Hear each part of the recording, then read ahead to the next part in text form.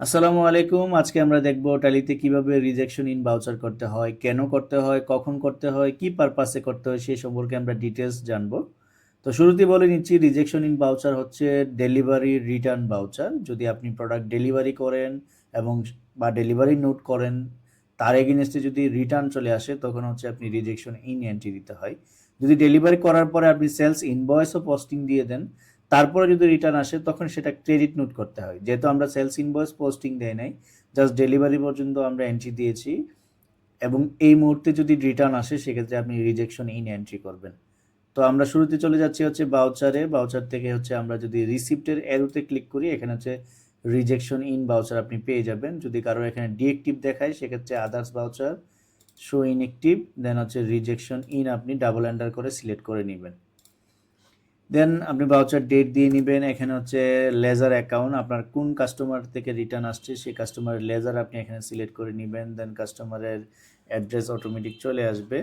এখানে হচ্ছে name of item, কোন প্রোডাক্টটা বা কোন আইটেমটা রিটার্ন আসছে সেই আইটেমটা আপনি সিলেক্ট করে নেবেন এবং সেই আইটেমটা যে আপনি ডেলিভারি করেছেন, কোন ডেটে ডেলিভারি করেছিলেন, ডেলিভারি নাম্বার কত, কোন গোডাউন থেকে ডেলিভারি করেছেন, কত কেজি ডেলিভারি করেছিলেন এবং তার রেট কত ছিল, তার ইনফরমেশন চলে আসছে।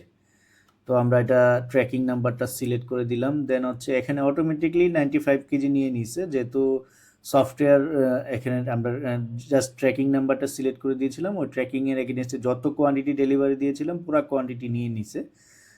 এখন হচ্ছে আপনাকে ডিফাইন করে দিতে হবে যে কত কেজি বা কত কোয়ান্টিটি রিটার্ন আসছে। আপনি জাস্ট ওই কোয়ান্টিটিটা এখানে দিয়ে দিবেন। আমি এখানে 15 কেজি দিয়ে দিলাম। Then enter enter enter enter.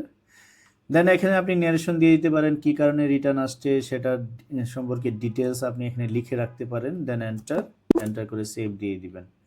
তো পরবর্তী ক্লাসে আমরা দেখব ডেলিভারি এগেইনস্টে কীভাবে ইনভয়েস করতে হয় এবং এবং আমরা এখানে যে ডেলিভারি পরে যে রিটার্ন আসছে রিটার্নটা অ্যাডজাস্ট হয়ে সেটা ইনভয়েস হচ্ছে কিনা সেটাও আমরা নিয়ে আলোচনা করব।